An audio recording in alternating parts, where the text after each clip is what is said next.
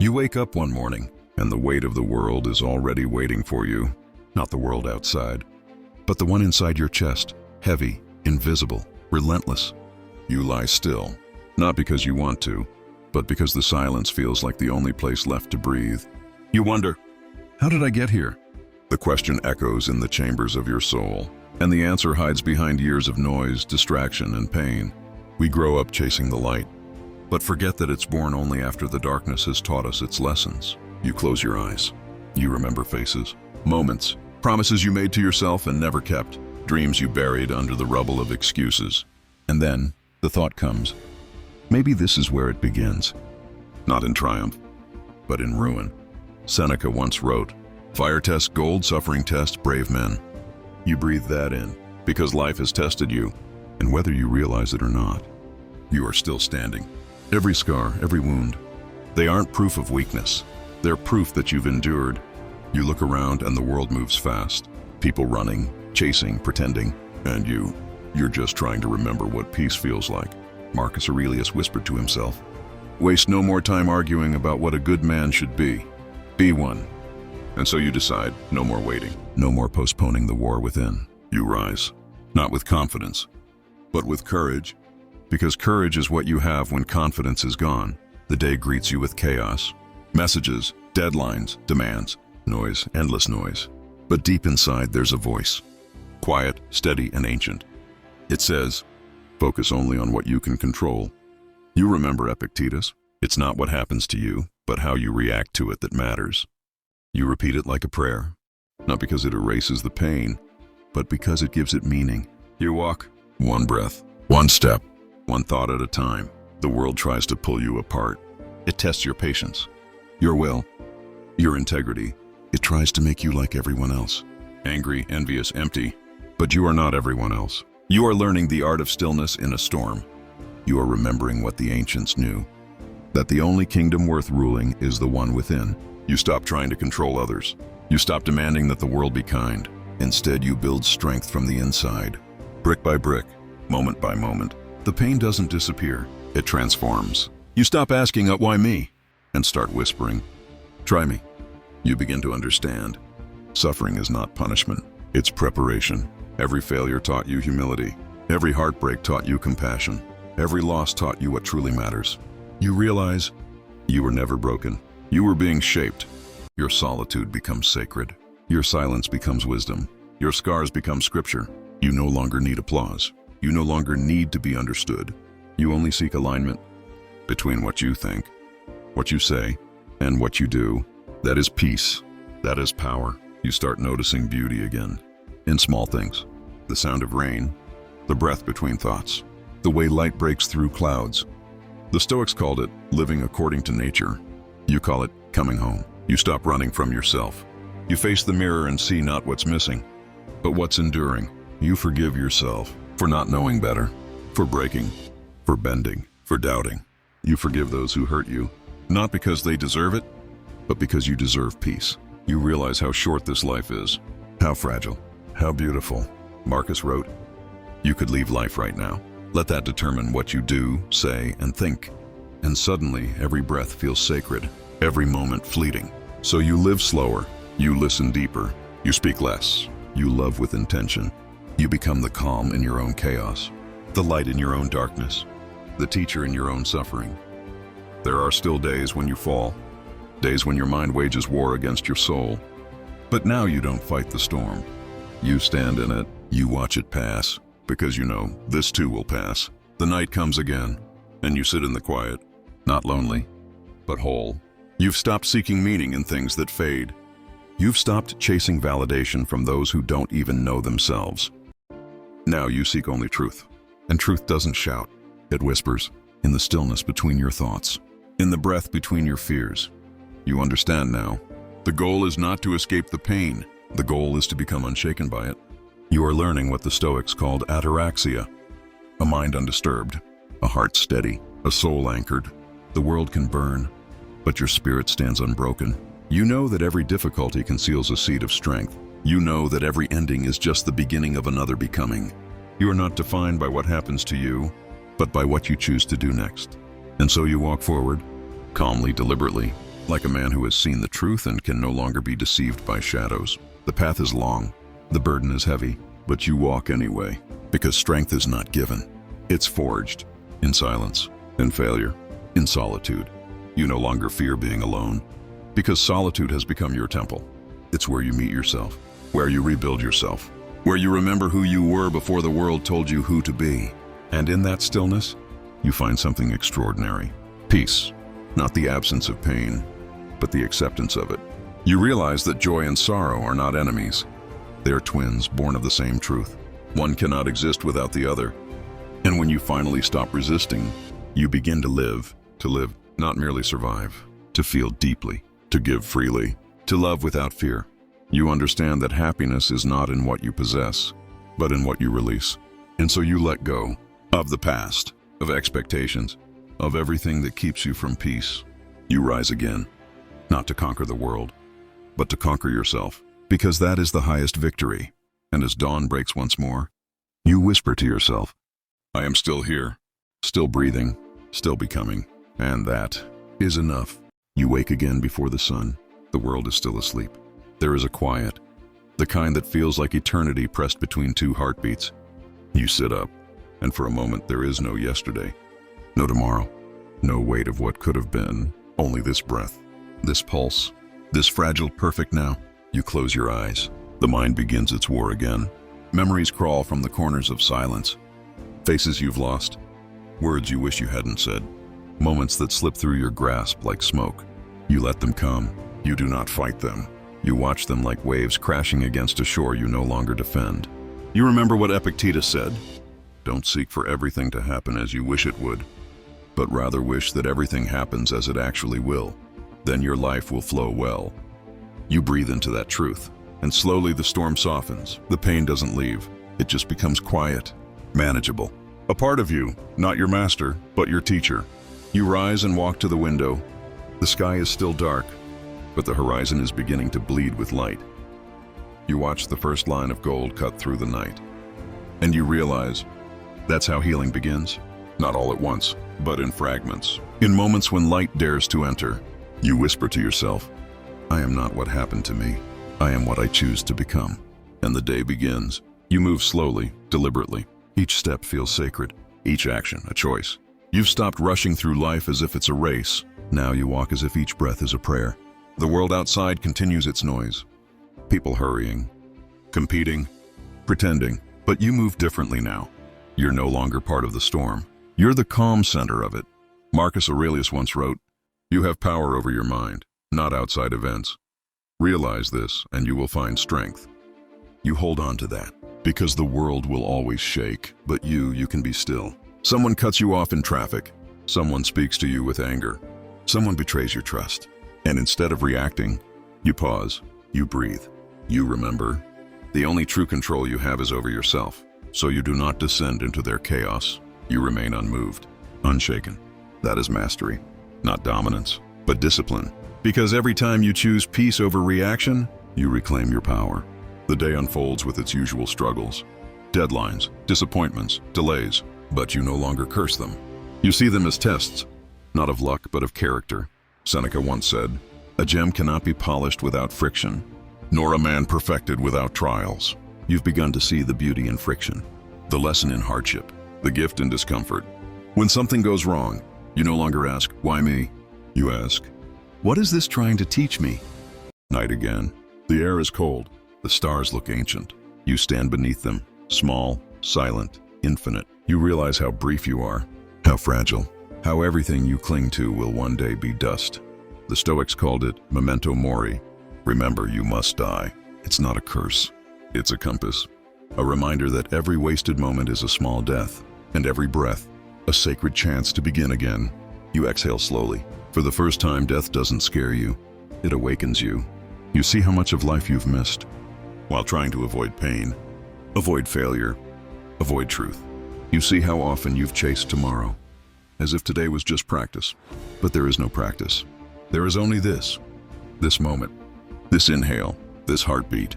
Seneca said, it's not that we have a short time to live, but that we waste much of it. You think of all the days you've rushed through, all the sunsets you never watched, all the people you half listened to, all the laughter you postponed for someday. And you swear to yourself, no more postponing joy, no more living half alive.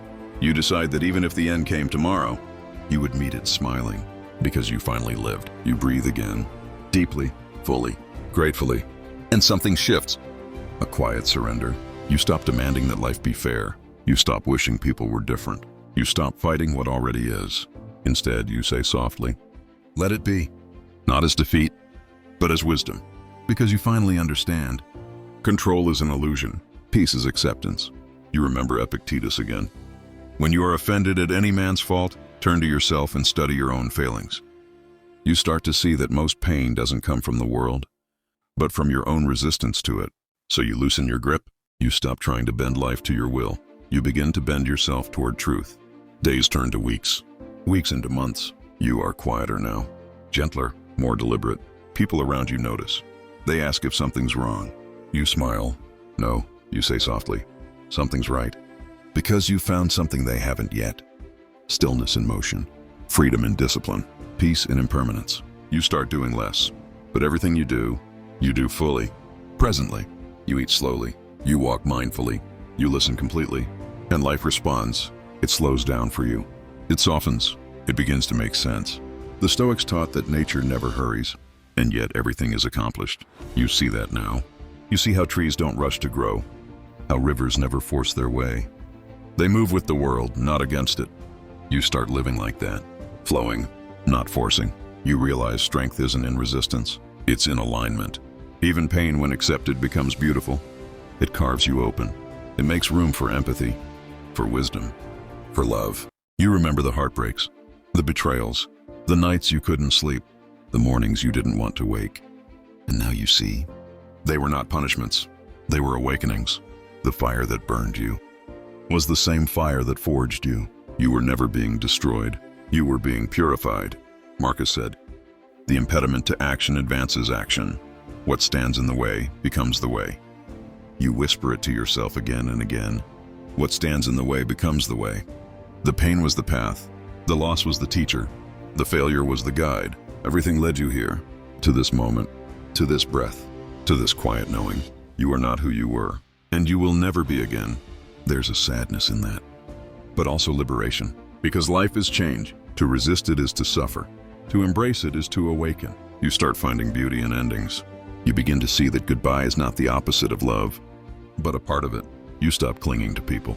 You start blessing them as they go, because everything that leaves makes space for what was meant to arrive. You start to see yourself differently too, not as someone broken trying to be whole, but as someone whole learning to let go. You begin to understand what self-mastery truly means. It's not control, it's surrender. It's knowing what's yours and what isn't. It's choosing peace when ego wants war. It's walking away without anger. It's forgiving even when the wound still aches. You master not the world, but the self that reacts to it. That is true power. Not the power to rule others, but to rule your own mind. You live more simply now. You buy less. You talk less. You need less.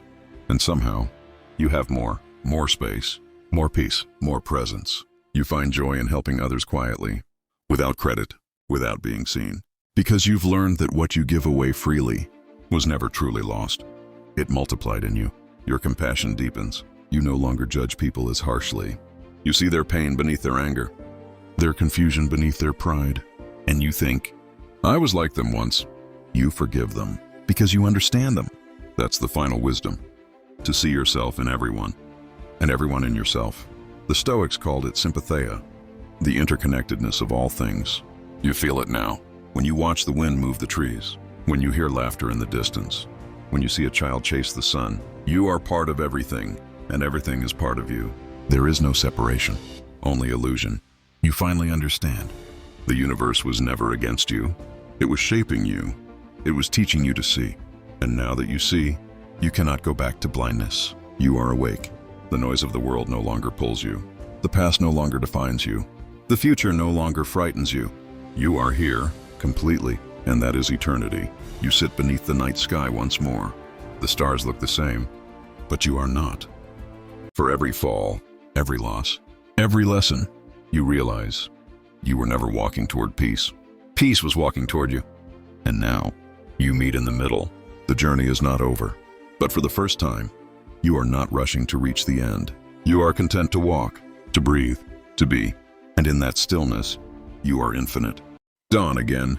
The soft gold of morning spills across your face. And for a long moment, you don't move. You just breathe. In, out, like the ocean. There's no rush anymore. No race. No hunger for more. Just the quiet rhythm of being alive. And knowing that it's enough. You sit there in the light and realize something profound. You no longer seek peace. You are peace. The war inside you, the endless fight between what was and what should be, has gone still. You've made peace with imperfection, with uncertainty, with yourself. You whisper the old words of Marcus Aurelius. Accept the things to which fate binds you, and love the people with whom fate brings you together. But do so with all your heart. You breathe it in. Amor, Fati. The love of fate, not resignation, not surrender, but gratitude for everything, even the pain, even the loss, even the nights you thought would never end. Because now you see, it was all necessary. Every heartbreak refined you. Every failure redirected you. Every ending created space for your becoming. You understand that fate is not cruel. It is precise. It gives you exactly what your soul needs to grow. Even when your mind calls it unfair, you no longer curse your past. You bless it. You look back. And instead of regret, you feel reverence. You survived storms that should have broken you. But they didn't. They revealed you. The stronger you. The wiser you. The you who no longer needs to be anything more than what is. You rise slowly. Walk outside. And the morning air greets you like an old friend. You notice the smallest things. Dew on the grass. Birds carving light through the sky. A child laughing in the distance. The world hasn't changed. Your eyes have. You see that beauty isn't something you chase. It's something you notice when you finally stop running. Every breath, every sound, every heartbeat, a miracle. And in that realization, a quiet joy fills you. Not the loud kind that bursts from excitement, but the deep kind that hums beneath everything. You walk slowly through the day, every action deliberate, every word chosen, every moment received with gratitude. Nothing is wasted now, not even silence, especially silence. You've learned that wisdom doesn't come from knowing everything. It comes from seeing clearly and needing nothing. You no longer demand that life be easy. You only ask that it be true. And it is, even when it hurts, even when it ends, even when it tests you again.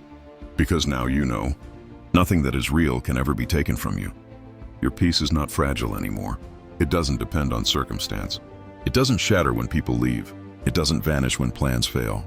It lives inside you, unshaken, eternal. You have become your own sanctuary. And as you walk through the world, people can feel it. That quiet strength, that steady calm, that light that doesn't need to prove itself. They ask you how you found it. You smile and say, I stopped searching for peace outside myself. Dawn again. The soft gold of morning spills across your face. And for a long moment you don't move. You just breathe. In, out, like the ocean. There's no rush anymore. No race. No hunger for more. Just the quiet rhythm of being alive. And knowing that it's enough, you sit there in the light and realize something profound. You no longer seek peace. You are peace. The war inside you, the endless fight between what was and what should be, has gone still.